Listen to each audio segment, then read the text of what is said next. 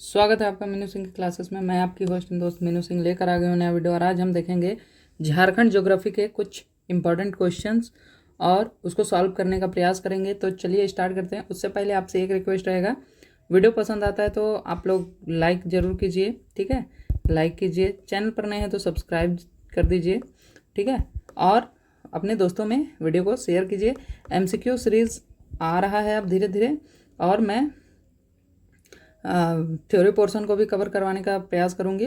Revision आपका हो जाएगा एग्ज़ाम से पहले। एग्ज़ाम में अभी समय आपको मिल चुका है, ठीक है। और मॉर्निंग में आपका करंट अफेयर्स भी आ रहा है टॉपिक वाइज, ठीक है। उसको भी टॉपिक वाइज करेंगे, फिर मंथली वाइज करेंगे, फिर MCQ करेंगे, ताकि कहीं से भी आपका एक भी चूक ना हो, एक भी सवाल ना छूट पाए, ठीक है। तो मेरी स्ट्रैटेजी है कि आपका सिलेक्शन 100% हो। बाकी आप लोगों को अपनी स्ट्रैटेजी सही करनी है कि आपको सिलेक्शन लेना है कि नहीं लेना है, ठीक है। तो अपने पढ़ाई को अच्छे तरीके से कीजिए और यहाँ पर आकर रिवीजन कीजिए, प्रैक्टिस कीजिए। जो भी आपको डाउट होता है वो आप कमेंट कीजिए कि इस टॉपिक में हमें समस्या आ रही है, इस टॉपिक को कवर करवाया जाए, तो उसको कवर करवाया जाएगा, ठीक है।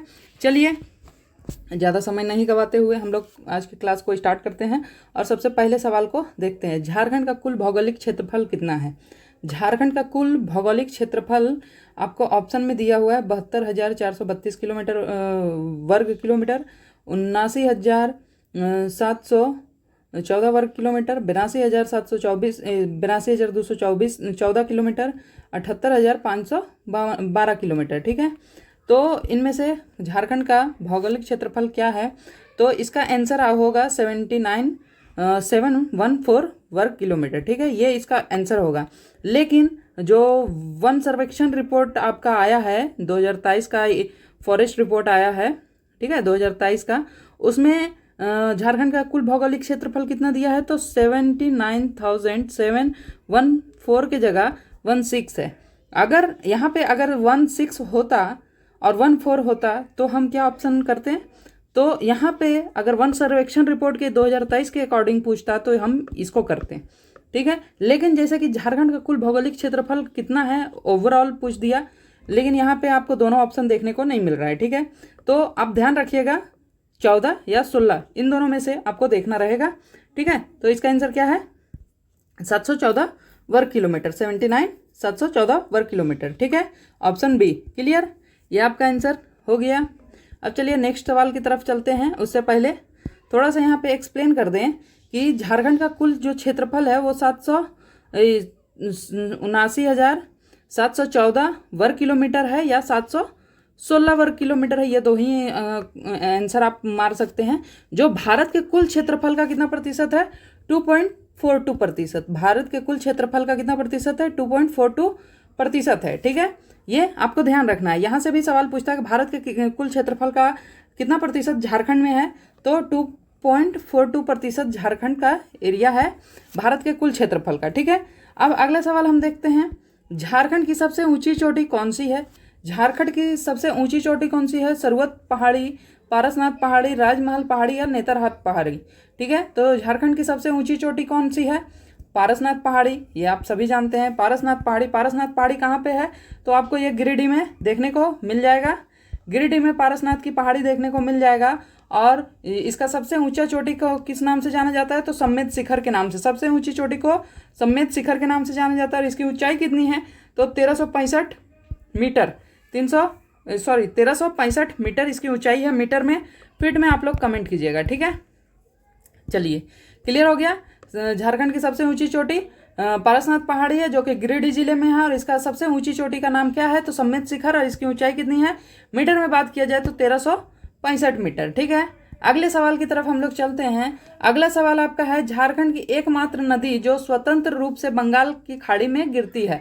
झारखंड में बहुत सारी नदियां हैं, जिनमें बहुत सारी नदियां बंगाल की खाड़ी में गिरती हैं, लेकिन किसी की सहायक बनकर, ठीक है। डायरेक्ट नहीं गिरती हैं, स्वतंत्र रूप से नहीं गिरती हैं, सभी सहायक नदी बनकर गिर जाती है। कोई हुगली में जाकर मिल जाता है, तो कोई दामोदर में जाकर मिल जाता है, तो कोई गंगा नदी में जाकर मिल जाता है। सभी इस तरह से सहायक नदी के तौर पर कार्य करती है और बंगाल की खाड़ी में गिर जाती है। लेकिन एकमात्र नदी झारखंड में जो बहती है वो स्वतंत्र रूप से बंगाल की खाड़ी में गिरती है। वो नदी कौन सी है? तो उसमें ऑप्शन है आपका दामोदर, स्वर्ण रेखा, कोयल या मयूराक्षी। कौन सा आंसर होगा? आप लोग कमेंट करने का प्रयास कीजिएगा। और मैं इसका आंसर अगर बताऊं तो इसका आंसर होगा स्वर्ण रेखा। स्वर्ण रेखा जो है ये दामोदर में आपका बंगाल की खाड़ी में स्वतंत्र रूप से गिर जाती है स्वर्ण रेखा नदी। इसकी बात की जाए तो इसका उद्गम स्थल आपको रांची के नगड़ी में देखने को मिलता है। स्वर्ण रेखा जो है वो रांची के नगड़ी से निकलती है और किसी की सहायक नदी बने बिना ही सीधे बंगाल की खाड़ी में गिर जाती है, समुद्र में जाकर गिर जाती है स्वर्ण रेखा नदी। स्वर्ण रेखा इसको नाम क्यों दिया गया है, तो बताया जाता है कि प्राचीन काल में इसकी तलहटी से सोना निकलता था। ठीक है, प्राचीन काल में इसकी तलहटी से सोना निकलता था, इसीलिए इसको स्वर्ण रेखा नदी कहा गया है। और इसकी जो तलहटी है यहाँ से कोयला भी निकलता है स्वर्ण रेखा नदी के तलहटी से। ठीक है, चलिए झारखंड का सबसे गर्म स्थल कौन सा है, तो झारखंड का सबसे गर्म स्थल कौन सा है, इसको अगर हम देखते हैं तो ऑप्शन है आपका रांची, जमशेदपुर, धनबाद, हजारीबाग। रांची, जमशेदपुर, धनबाद, हजारीबाग सबसे गर्म स्थल कौन सा है आंसर के अकॉर्डिंग। उससे पहले मैं बता दूं रांची गर्म स्थल नहीं है, क्योंकि इसको झारखंड का शिमला कहा जाता है, शिमला। ठीक है, झारखंड का शिमला के नाम से रांची फेमस है, इसका उपनाम है झारखंड का शिमला। तो रांची तो ऑप्शन में है नहीं। जमशेदपुर और धनबाद आप मान के चल सकते हैं। हजारीबाग जो है कि 1000 बागों का शहर है, तो इसमें तो गर्म स्थल होगा नहीं। धनबाद क्योंकि यहाँ पे कोयले में लगी आग के कारण जो पॉल्यूशन हो रहा है उसके वजह से गर्म स्थल हो सकता है। और जमशेदपुर इंडस्ट्रियल एरिया होने के चलते गर्म स्थल हो सकता है। तो इसका आंसर क्या होगा, जमशेदपुर। कोयले में लगी आग से गर्म स्थल उतना ज़्यादा पॉल्यूशन के चलते उतना गर्म नहीं है, लेकिन जमशेदपुर जो है वो इंडस्ट्रियल एरिया के चलते, जमशेदपुर अपनी औद्योगिक अवस्थिति के चलते और इसकी जो भौगोलिक बनावट है उसके कारण ये सबसे गर्म शहर के नाम से जाना जाता है, सबसे गर्म शहर माना जाता है। ठीक है, वहीं पे बिहार में बात करें, बिहार में सबसे गर्म स्थल आपका गया को माना जाता है। बताया जाता है कि वहाँ जब गर्मी होती है तो उसकी जमीन से भी आग जलता हुआ महसूस होता है, इतना गर्म होता है उसका जमीन भी जलता हुआ महसूस होता है। ठीक है, तो बिहार का गया है और झारखंड का जमशेदपुर है, क्योंकि इंडस्ट्रियल एरिया यहाँ पे है और इसकी भौगोलिक बनावट इस प्रकार की है कि ये गर्म शहर के नाम से मशहूर है। ठीक है, अब अगला सवाल है आपका हुंड्रू जलप्रपात। ठीक है, हुंड्रू जलप्रपात किस नदी पर स्थित है, हुंड्रू जलप्रपात किस नदी पर स्थित है, तो हुंड्रू ऑप्शन है आपका दामोदर, स्वर्ण रेखा, कांची और राढ़ो। तो इसका आंसर क्या होगा, हुंड्रू जलप्रपात आपका स्वर्ण रेखा नदी पर अवस्थित है, स्वर्ण रेखा नदी पर हुंड्रू जलप्रपात है। और हुंड्रू जलप्रपात के बारे में थोड़ा सा जाने तो ये स्वर्ण रेखा नदी पर है और इसकी ऊंचाई लगभग 98 मीटर है, फीट में आपको 320 फीट देखने को मिल जाती है। ठीक है, हुंड्रू जलप्रपात आपका स्वर्ण रेखा नदी पर है और इसकी ऊंचाई कितनी है, तो 98 मीटर और फीट में देखिएगा 320 फीट। ठीक है, ये आपका हुंड्रू जलप्रपात के बारे में है। ठीक है, आप लोगों को वीडियो पसंद आ रहा होगा तो वीडियो में कमेंट जरूर कीजिएगा एक, और जो क्वेश्चन इसमें बनता है पूछा जाता है उसको भी कमेंट करने का प्रयास कीजिए ताकि आपका जो तैयारी है उसके बारे में आपको मालूम चल सके। ठीक है, झारखंड में सर्वाधिक 1% वाला जिला कौन सा है, सर्वाधिक 1% वाला जिला कौन सा है, तो आपका ऑप्शन है चतरा, लातेहार, पश्चिमी सिंहभूम, कोडरमा। तो सबसे ज्यादा 1% वाला जिला, ठीक है, 1 क्षेत्रफल वाला जिला नहीं, 1% वाला जिला कौन सा है, तो वो है लातेहार। लातेहार में कितना प्रतिशत 1 है, तो लगभग आप इसको मान सकते हैं 55 पॉइंट समथिंग है, लेकिन यहाँ पे आप लगभग 56% 1% क्षेत्र मान सकते हैं। ठीक है, सर्वाधिक 1% लातेहार में आप देख सकते हैं। ठीक है, इसके बारे में थोड़ा सा जाने तो क्षेत्रफल के प्रतिशत के आधार पर लातेहार है जो कि लगभग 56% शीर्ष पर है, जबकि क्षेत्रफल एरिया में आप बोलिएगा तो एरिया में पश्चिमी सिंहभूम सबसे बड़ा एरिया है वन क्षेत्र के हिसाब से। ठीक है, वन क्षेत्र के हिसाब से सबसे बड़ा जो जिला है वो है पश्चिमी सिंहभूम, लेकिन वन क्षेत्रफल के प्रतिशत के आधार पर जो सबसे बड़ा जिला है वो है लातेहार। ठीक है, चलिए आगे देखते हैं।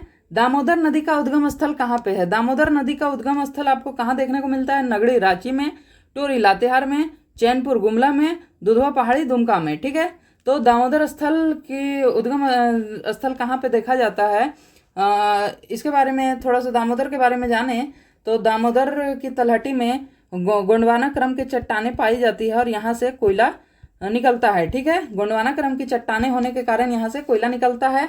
और दामोदर नदी का उद्गम स्थल आपको देखने को मिलेगा टोरी लातेहार में। टोरी लातेहार के में आपको चूल्हा पानी देखने को मिलेगा, वहाँ से दामोदर नदी का उद्गम स्थल है। ठीक है, और दामोदर नदी को बंगाल का शोक भी कहा जाता है, ये आप जानते हैं। ठीक है, बंगाल के शोक के नाम से दामोदर नदी को जाना जाता है, और ये लातेहार के टोरी में चूल्हा पानी क्षेत्र से निकलता है। क्लियर, चलिए आगे देखते हैं हम लोग अगले सवाल को कि झारखंड की कोयला राजधानी किसे कहा गया है। ठीक है, झारखंड की कोयला राजधानी किसे कहा जाता है? बोकारो, गिरिडीह, झरिया, धनबाद या चतरा। ठीक है, तो इसका आंसर क्या होगा? सभी लोग जानते हैं ब्लैक डायमंड सिटी कौन है।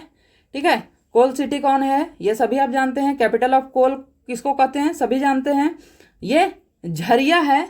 ठीक है, झरिया को कैपिटल ऑफ कोल कहते हैं, कैपिटल कोल कहते हैं झरिया को, जो कि धनबाद में आता है। ठीक है, झरिया यहाँ पर आपको कोयले के भंडार में से एक है, सबसे बड़े कोयले का भंडार में से एक झरिया को देखा जाता है, और मुख्य रूप से कोकिंग कोल के लिए प्रसिद्ध है झरिया। इसके लिए इसे कोल कैपिटल के नाम से जाना जाता है। ठीक है, कोल कैपिटल के नाम से जाना जाता है, और अभी कोल के चलते ही सबसे ज़्यादा पॉल्यूटेड झरिया बन चुका है, क्योंकि वहाँ पे कोयले में लगी हुई आग का समस्या है। ठीक है, झारखंड का सबसे बड़ा वन्य जीव अभ्यारण्य कौन सा है? सबसे बड़ा वन्य जीव अभ्यारण्य आपको कौन सा देखने को मिलता है? दालमा अभ्यारण्य, हजारीबाग अभ्यारण्य, पलामू अभ्यारण्य, गौतम बुद्ध अभ्यारण्य। तो सबसे बड़ा वन्य जीव अभ्यारण्य कौन सा है? तो आपको वन्य जीव अभ्यारण्य जो है वो पलामू अभ्यारण्य देखने को मिलता है, और यही पलामू अभ्यारण्य में ही पलामू टाइगर रिजर्व भी है। पलामू टाइगर रिजर्व भी पलामू अभ्यारण्य में ही आपको देखने को मिलता है। ठीक है, और ये कहाँ पे है? तो पलामू अभ्यारण्य आपको लातेहार क्षेत्र में देखने को मिलता है, और सबसे बड़ा अभ्यारण्य पलामू अभ्यारण्य है। ठीक है, अगला है कर्क रेखा झारखंड के किस शहर से के बीच से गुजरती है? झारखंड के किस शहर के बीच से कर्क रेखा होकर गुजरती है? तो लगभग भारत में 8 राज्यों से होकर कर्क रेखा गुजरती है, उसमें से एक झारखंड भी है। झारखंड के एक शहर से ये होकर बीचों बीच से गुजरती है, वो कौन सी है? तो आपको बताना है, जमशेदपुर है, पलामू, रांची, साहिबगंज। तो इसका आंसर क्या होगा? कौन है जिसके बीचों बीच से ये गुजरती है? तो वो है आपका रांची। रांची के बीचों बीच से कर्क रेखा गुजरती है, और इसके बारे में थोड़ा सा डिटेल में जाने तो आपको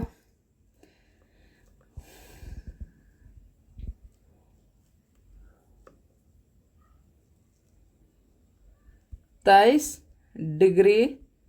23 डिग्री पर कर्क रेखा गुजरती है, जो कि झारखंड के मध्य से होकर गुजरती है, और रांची के सबसे मेन बिंदु जो गुजरती है जहाँ से वो है ओरमांझी से प्रमुख तौर पर गुजरती है। ठीक है, रांची के ओरमांझी से कर्क रेखा होकर गुजरती है।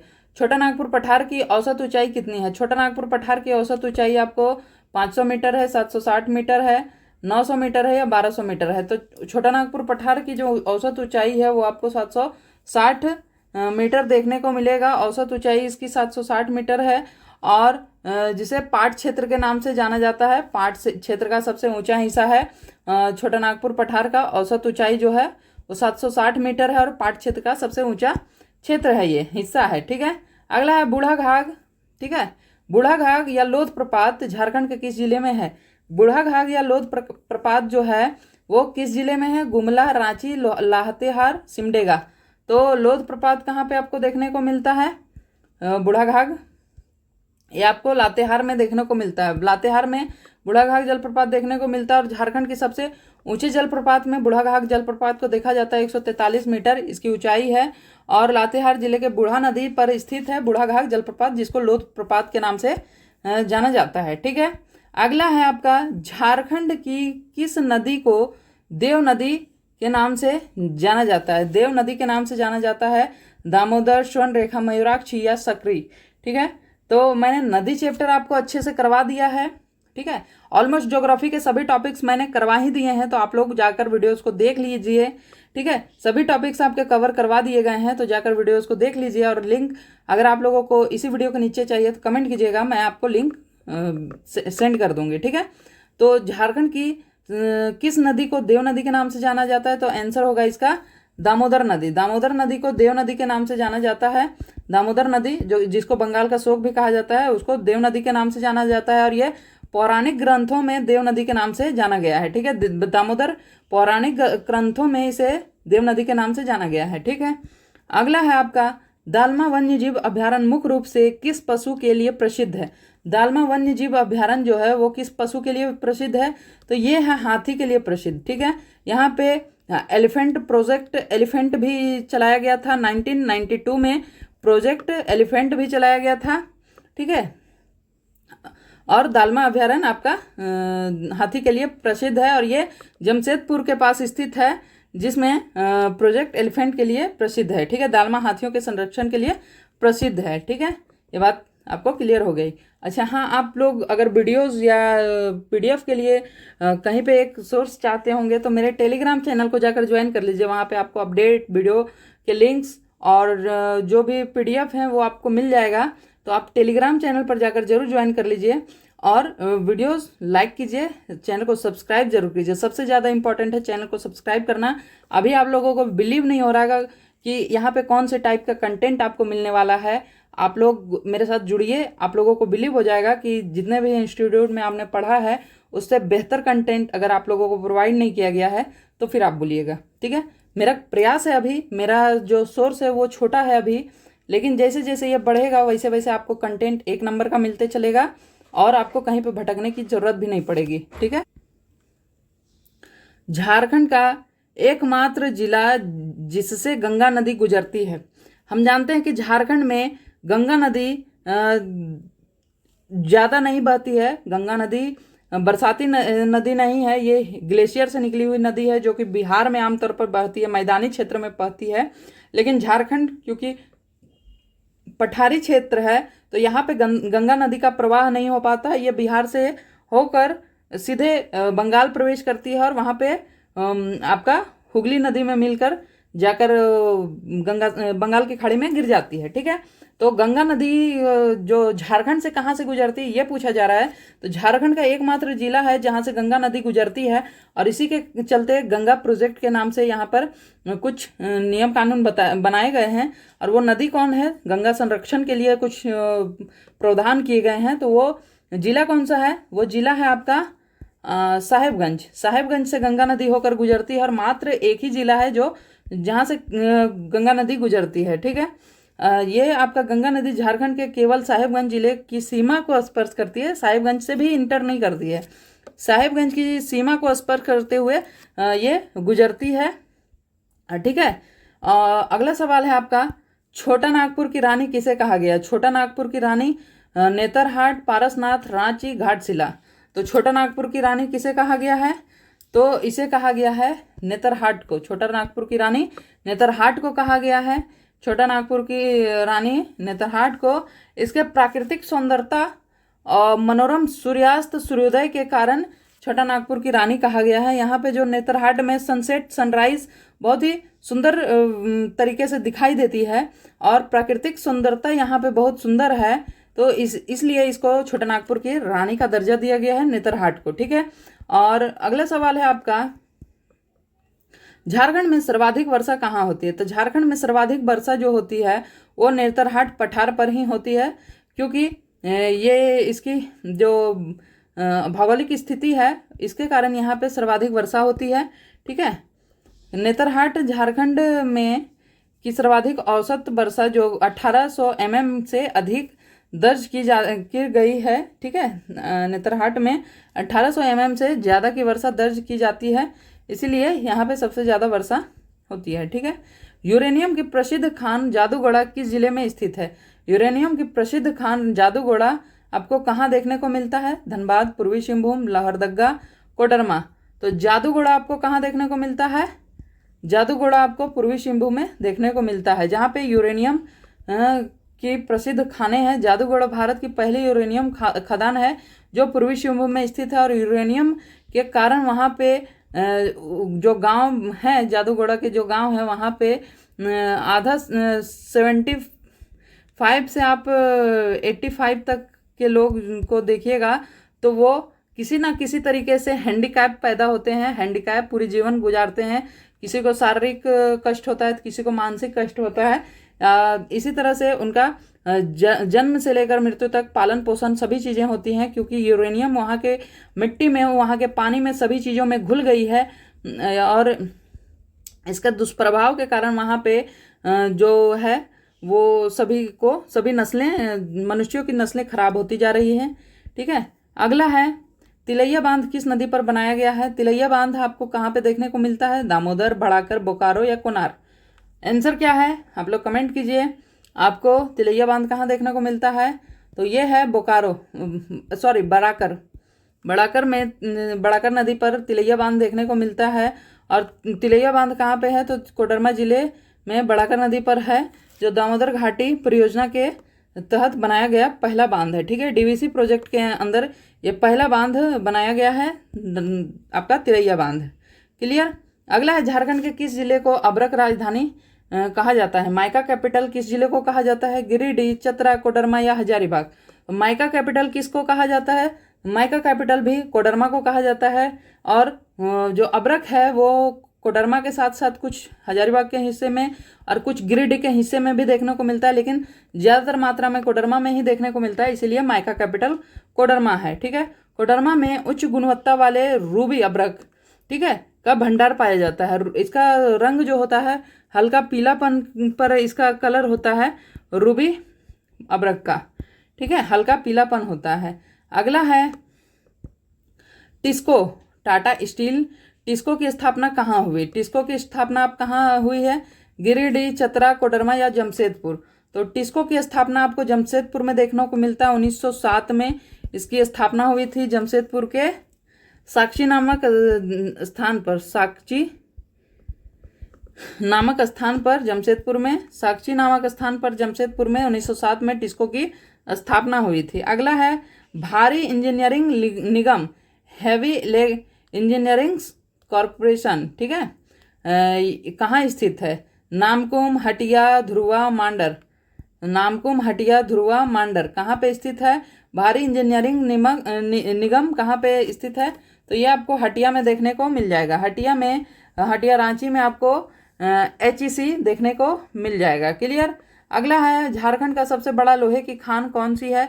तो झारखंड का सबसे बड़ा लोहे की खान आपको कौन देखने को मिलता है, चिड़िया, जोजो हाथू, कुंदर कोचा, नीलगढ़ा। ठीक है, तो झारखंड में सबसे बड़ा लोहे की खान कौन सा है, तो वो है आपका चिड़िया, जो कि पूर्वी सिंहभूम में आपको देखने को मिलता है। ठीक है, चिड़िया, सॉरी पूर्वी सिंहभूम बता दिए, पश्चिमी सिंहभूम में देखने को मिलता है चिड़िया। क्लियर। लोहे की खान है ये। बॉक्साइट सर्वाधिक कहाँ पे पाया जाता है। बॉक्साइट आपको कहाँ पे मिलता है, गिरिडीह, देवघर में, चतरा, गढ़वा में, लोहरदगा, गुमला में या हजारीबाग, चतरा में। तो बॉक्साइट सर्वाधिक आपको देखने को मिलेगा लोहरदगा और गुमला में। लोहरदगा और गुमला में बॉक्साइट सबसे ज़्यादा देखने को मिलता है। झारखंड की मुख्य रूप से कौन सी मिट्टी पाई जाती है। झारखंड में मुख्य रूप से कौन सी मिट्टी पाई जाती है, अब्रक मूलक मिट्टी, रेंगुन मिट्टी, काली मिट्टी या लाल मिट्टी। तो झारखंड में जो मुख्य रूप से मिट्टी पाई जाती है वो 90% भूभाग में पाई जाती है, और अदर जो 10% भूभाग है उसमें बाकी सभी मिट्टियां पाई जाती हैं। और 90% भूभाग में कौन सी मिट्टी पाई जाती है, तो वो है आपका लाल मिट्टी। ये 90% भूभाग में पाई जाती है। ठीक है, और जो काली मिट्टी है वो कहाँ पे मिलती है, तो ये राजमहल की पहाड़ी में मिलती है। राजमहल क्षेत्र में आपको काली मिट्टी देखने को मिलती है। ठीक है, चलिए आगे देखते हैं। झारखंड की जलवायु कैसी है। झारखंड की जलवायु उपोष्ण जलवायु है, शीतल जलवायु है, उष्णकटिबंधीय जलवायु है या शीतोष्ण जलवायु है। तो झारखंड की जो जलवायु है ये उष्णकटिबंधीय जलवायु है। यहाँ पर उष्णकटिबंधीय जलवायु देखने को मिलती है। ठीक है, अगला है कन्हर किसकी सहायक नदी है। कन्हर आपको किसकी सहायक नदी देखने को मिलती है, सोन नदी, भेड़ा, स्वर्ण रेखा नदी या दामोदर नदी। कन्हर किसकी सहायक नदी है, तो कन्हर आपको देखने को मिलती है, सोन नदी की सहायक नदी है कन्हर। ठीक है, और मैंने ये सभी चीज़ें आपको करवा दिया है, तो आप लोग वीडियो उसको जाकर देख लीजिएगा। ठीक है, अगला है उत्तरी कोयल नदी कहाँ से निकलती है। उत्तरी कोयल नदी कहाँ से निकलती है, राजमहल पठार से, रांची पठार से, कोडरमा पठार से या हजारीबाग पठार से। ठीक है, तो उत्तरी कोयल कहाँ से निकलती है, यह आपको रांची पठार से निकलती है। रांची पठार के मध्य से निकलती है ये उत्तरी कोयल नदी। ठीक है, झारखंड की झारखंड की सीमा कितने राज्यों को स्पर्श करती है। झारखंड की सीमा कितने राज्यों को स्पर्श करती है, 4, 9, 6 या 5 कितने राज्यों को स्पर्श करती है? तो 4 राज्यों को स्पर्श करती है, ये तो सभी को मालूम है।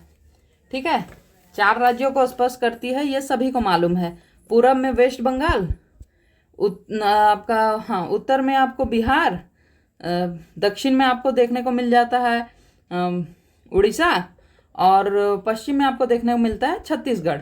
ठीक है, 4 तो सबको टच स्पर्श करता है, ये सभी को मालूम है। लेकिन एक है 5वां जिला, वो है यूपी। ठीक है, यूपी जो कि गढ़वा से लगा हुआ है, गढ़वा के एक गांव से लगा हुआ है। यूपी का सोनभद्र आपका देखने को मिलता है लगा हुआ। ठीक है, तो कितने जिले सीमा स्पर्श करते हैं?